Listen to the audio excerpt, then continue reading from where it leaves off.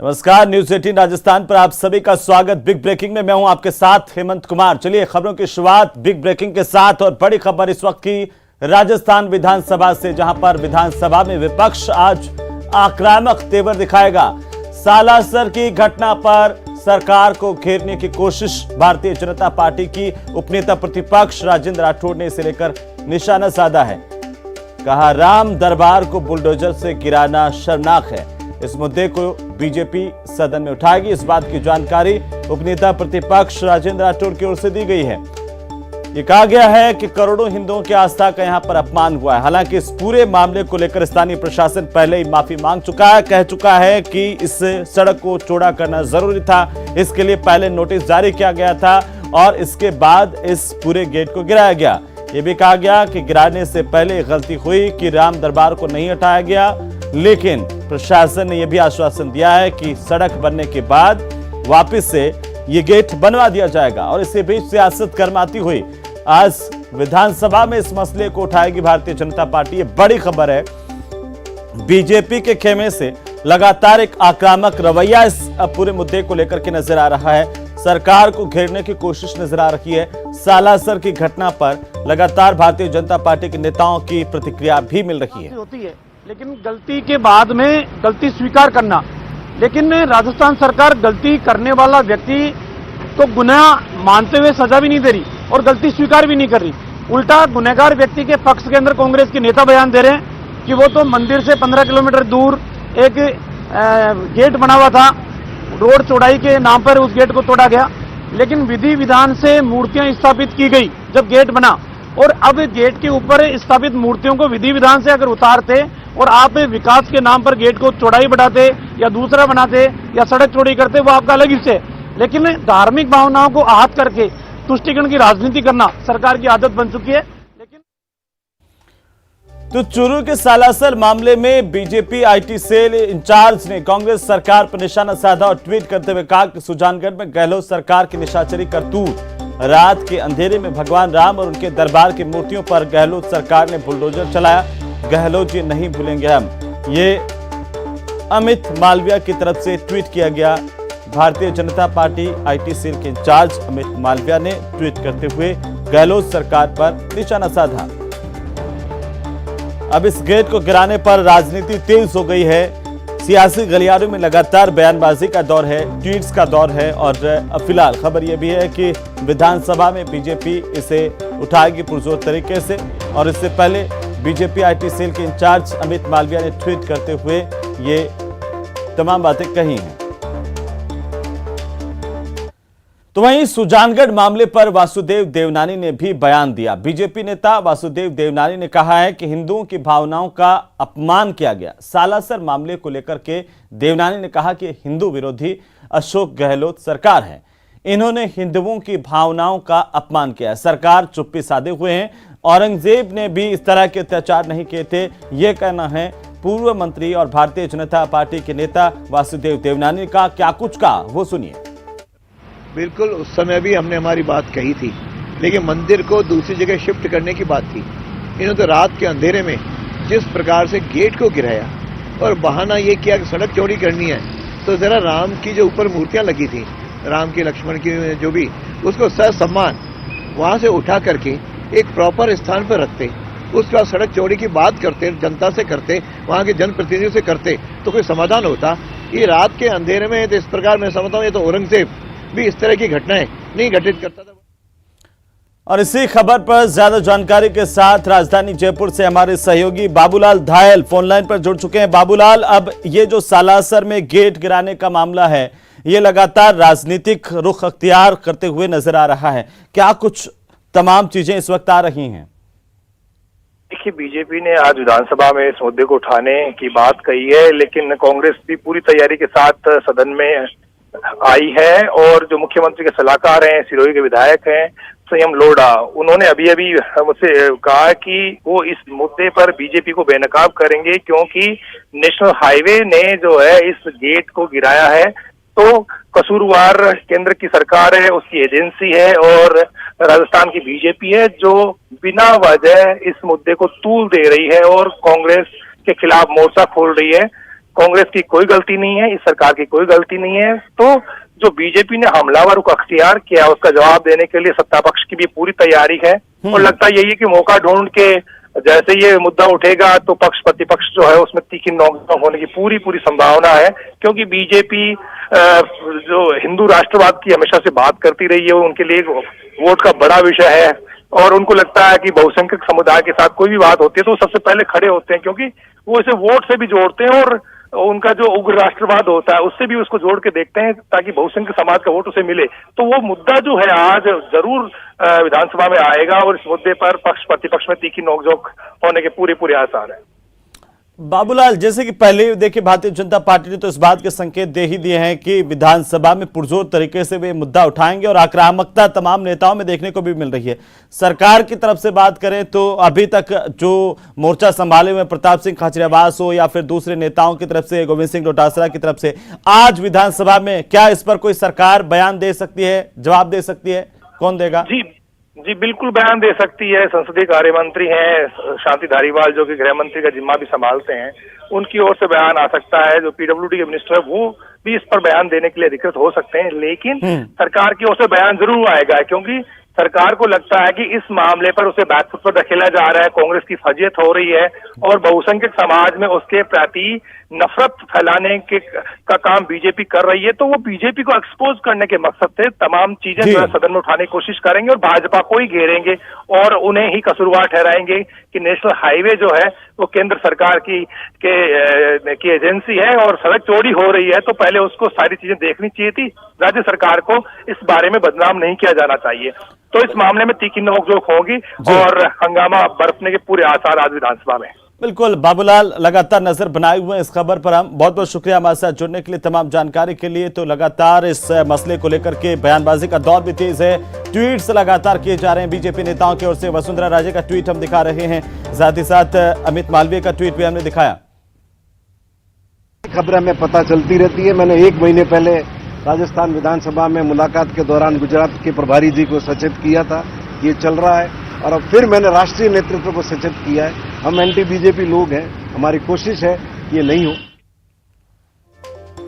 तो संयम लोढ़ा को आप सुन रहे थे, प्रताप सिंह खाचरियावास हमारे सब के मालिक हैं और भगवान राम का सम्मान, उनकी पूजा हम रोज करते हैं। एक बात आप मानकर चलिए, पीडब्ल्यूडी के जिन अधिकारियों ने बिना सोचे समझे, जिस ठेकेदार ने जिस ढंग से वो गेट गिरा है, वो वहां पे सड़क चौड़ी करने का काम चल रहा है, क्योंकि वहां जाम लग जाता है। खाटू श्याम जी में और सालासर बालाजी की बहुत मान्यता है, रोज जाम लग जाता है। जनता की सुविधा के लिए वहां सड़क की चौड़ाई बढ़ रही है।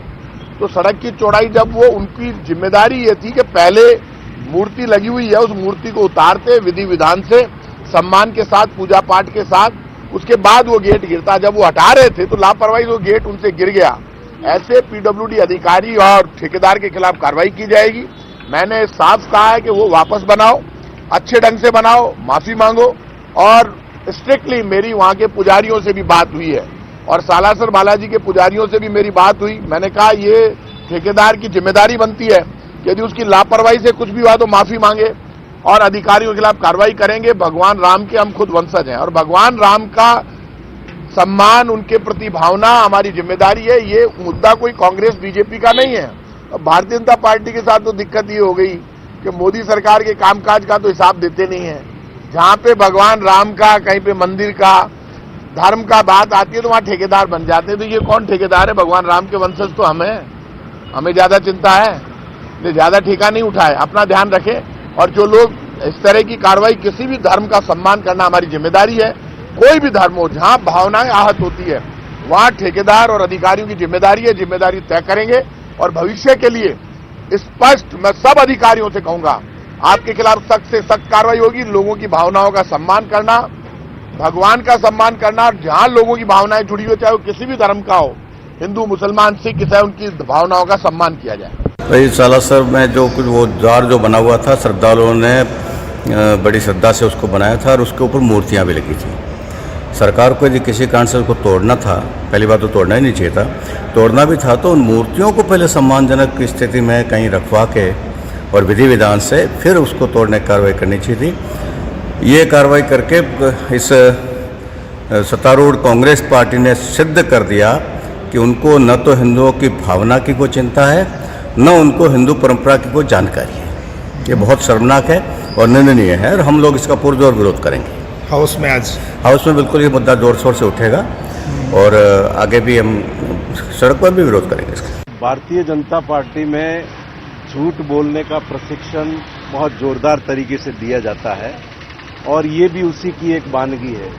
जिस घटना का दोषारोपण राजस्थान की सरकार के मत्थे किया जा रहा है वो एनएचआई उसका निर्माण कर रही है और ये 100 किलोमीटर का सड़क एनएचआई ने मंजूर किया है, उन्हीं का काम चल रहा है और उसी के ठेकेदार ने ये तोड़फोड़ की है और ये सारा काम भारतीय जनता पार्टी, नरेंद्र मोदी और नितिन गडकरी की सरकार ने किया। मैंने प्रूफ अभी प्रेस को दे दिए हैं, इसका जो आदेश स्वीकृति हुई है, प्रेस का आदेश है वो दे दिया है और आप जानते हैं कि एनएचआई की सड़क पर राजस्थान की सरकार का कोई लेना देना नहीं होता। केवल और सिर्फ केवल एनएचआई करा रही है, इसके ऑर्डर की कॉपी मैंने आपको दे दी।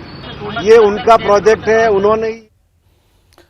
संयम लोढ़ा को आप सुन रहे थे और अब सीधे हम आपके लिए चलते राजस्थान विधानसभा, जहां पर आज की कार्यवाही शुरू हो चुकी है। राजस्थान विधानसभा में आज हंगामा देखने को मिल सकता है, लेकिन वर्तमान में हमने 6 पानी दिया है। मेरे पास में टेबल है माननीय अध्यक्ष महोदय, 23/9/2021 से 27/10/2021 एक पानी, 27/10/2021 से 22/11/2021 तक दूसरा पानी, 22/11/21 से 17/12/2021 तक तीसरा पानी, 17/12/2021 से 12/1/2022 तक चौथा पानी, 4/2/2022 से 2/3/2022 तक पांचवा पानी और 2/3/2022 प्रार्थना में हो रहे हैं। अरे घटनाएं तो हिंदुस्तान भर में हो रही है।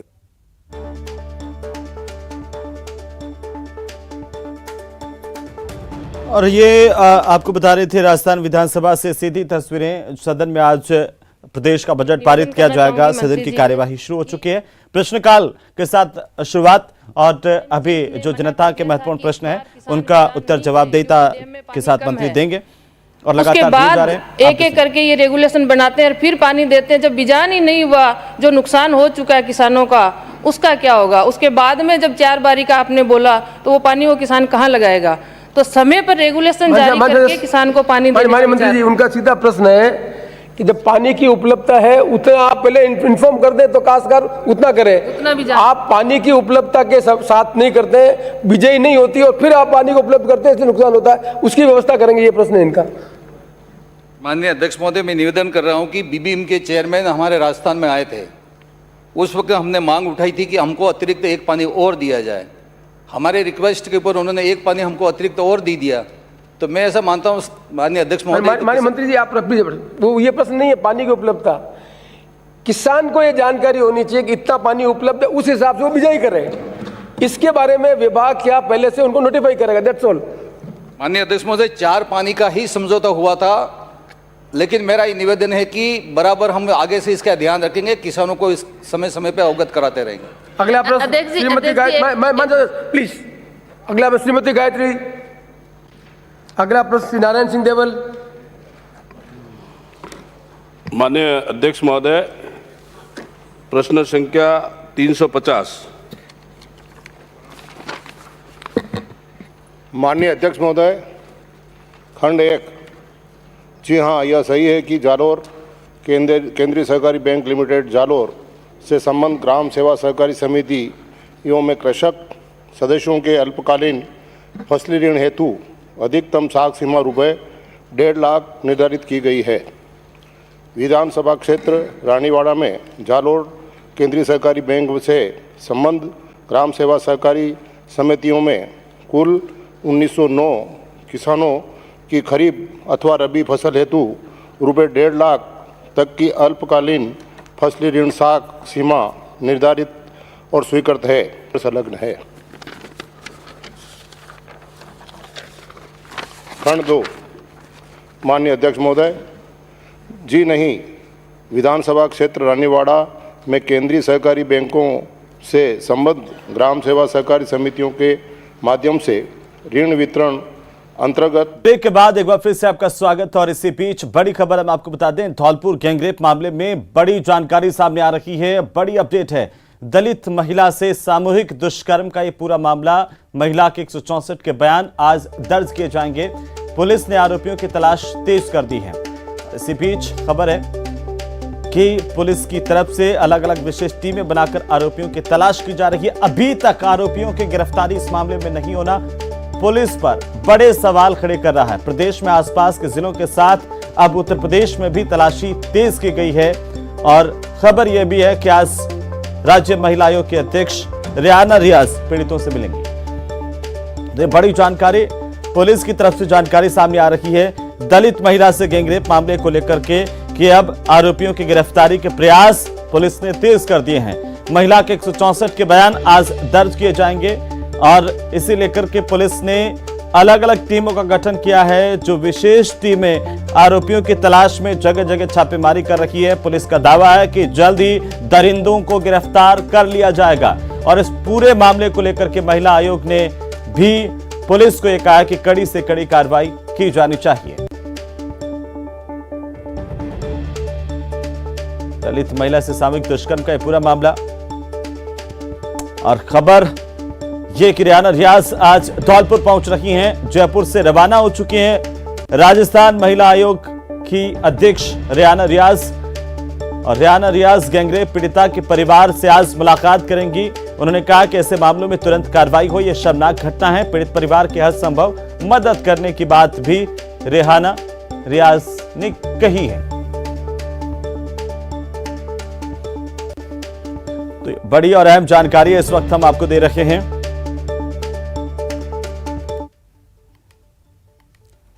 तो चलिए आगे बढ़ेंगे और इसी बीच कोटा से बड़ी खबर, जहां पर कोटा स्कूली छात्रा की हत्या के मामले को लेकर आरोपी गौरव जैन के खिलाफ कोर्ट में आज चालान पेश किया जाएगा। करीब 1000 पन्नों का चालान कोर्ट में पेश किया जाएगा।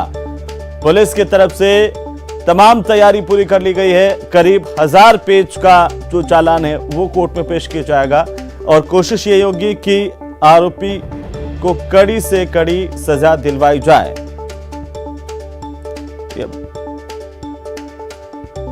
तो बड़ी जानकारी में आपको बता दें कि चालान पेश कर दिया है। ये बड़ी अपडेट इस वक्त मिल रही है। आरोपी गौरव जैन के खिलाफ कोर्ट में चालान पेश कर दिया गया है पुलिस की तरफ से। कोटा पुलिस लगातार इस पूरे मामले को लेकर के जांच कर रही थी और लंबी कोशिशों के बाद हत्या के आरोपी गौरव जैन तक पुलिस पहुंच पाई थी। अब आखिरकार ये तस्वीरें देखिए, कोटा पुलिस की तरफ से हत्या के आरोपी गौरव जैन के खिलाफ कोर्ट में चालान पेश किया गया। 1000 पन्नों का यह चालान कोर्ट में पेश किया गया है। ज्यादा जानकारी के साथ सहयोगी ओम प्रकाश हमारे साथ जुड़ चुके हैं। ओम प्रकाश, क्या जानकारी? कोटा पुलिस की तरफ से 1000 पन्नों का चालान पेश किया गया है।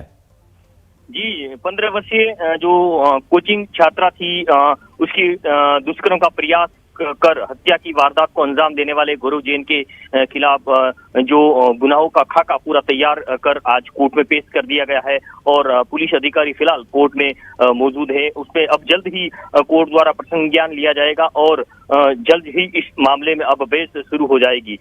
93 गवाहों की सूची इसमें तैयार की गई है और पुलिस का मानना है कि जो पर्याप्त सबूत उनके खिलाफ, जो आरोपी गौरव जैन के खिलाफ थे, वो पर्याप्त सबूत इस 1000 का पेज का जो चालान है उसमें है। और माना जा रहा है कि इनको जल्द से जल्द, क्योंकि इनको केस ऑफिसर स्कीम में भी इस मामले को लिया गया है। बड़ा बहुचर्चित मामला कोटा का इसलिए कहा जा सकता है कि 9 दिनों तक पूरे शहर में आक्रोश व्याप्त था। कई जगह धरना प्रदर्शन हुए थे, शहर को बंद किया गया था और पूरे यह मामला चर्चाओं में रखा गया था। चंबल नदी में इसकी तलाश की गई थी। तो बहुचर्चित मामला है। उस मामले में आज कोर्ट में चालान पेश कर दिया गया है और संभवतः पुलिस का मानना है कि जल्दी इसमें जब बहस शुरू हो जाएगी तो करीब 1 महीने बाद ही इसका फैसला आ सकता है। ओम प्रकाश, आज कोर्ट में क्या कुछ होना है? क्योंकि हत्या के आरोपी गौरव जैन को भी पेशी पर लाया गया होगा कोर्ट में। अभी आज उनको भी कोर्ट में पेश किया जाना, क्योंकि आज ही उनकी तारीख है और थोड़ी देर बाद में उसको फिलहाल कोर्ट में लाया जाना है, क्योंकि उसको कोटा की सेंट्रल जेल में अभी फिलहाल वो बंद है। तो वहां की जो आरएसी के जवान है वो जो जेल का स्टाफ है वो उनको कोर्ट में लाकर पेश करेगी। लेकिन फिलहाल उसके चालान को यहाँ पेश कर दिया गया है। तो गोरू जैन की भी आज ही पेशी है और उनकी जमानत अर्जी फिलहाल बिल्कुल। चलिए, बहुत बहुत शुक्रिया। आज इस हत्या के आरोपी को भी पेश किया जाना है, कुछ ही देर में इसे लेकर के आया जाएगा। इसे लेकर लगातार पूरे कोटा शहर में एक आक्रोश देखने को मिल रहा था। चलिए आगे बढ़ेंगे। दिल्ली के 6 अस्पतालों के भारत तीमारदारों को निःशुल्क भोजन बांटा जाएगा। आज लोकसभा के स्पीकर ओम बिरला ने प्रसादम वैन को हरी झंडी दिखाई। उन्होंने बताया कि अमृत महोत्सव चल रहा है और इसी के चलते आओ साथ चलें संस्था के माध्यम से तीमारदारों के लिए प्रसादम वैन चलाई जाएगी। आरएमएल सफदरजंग लेडी हार्डिंग अस्पताल के बाहर इन तीमारदारों को निःशुल्क भोजन दिया जाएगा। साथ ही उन्होंने बताया कि संस्था के संस्थापक विष्णु मित्तल वंचित वर्ग के लिए, लोगों के लिए, गरीब लोगों के लिए अच्छा काम कर रहे हैं। उन्हें निःशुल्क भोजन और कपड़े बांटे जा रहे हैं और इसी के तहत अब प्रसादम वैन के माध्यम से लोगों को भरपेट भोजन खिलाया जाएगा। साथ ही अन्य राज्यों में भी इसी तरीके की वैन चलाने की तैयारी की जा रही है। आओ साथ चलें संस्था की तरफ से।